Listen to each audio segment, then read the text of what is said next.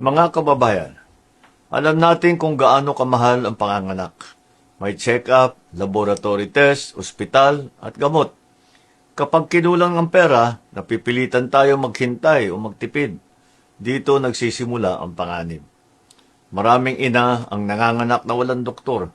Hindi dahil ayaw nila ng tamang pang-alaga, kung hindi dahil hindi nila kaya ang panggastos. Ito ang nais nating baguhin.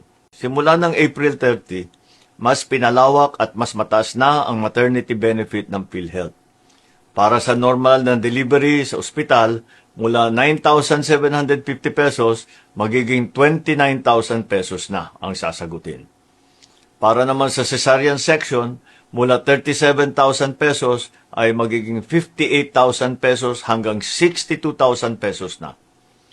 Sa maraming pagkakataon, kung sa ward manganganak, kahit sa private hospital, maaari nang wala nang babayaran paglabas.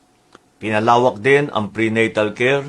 Mula 4 na check-up, magiging 8 na ang sasagutin ng PhilHealth.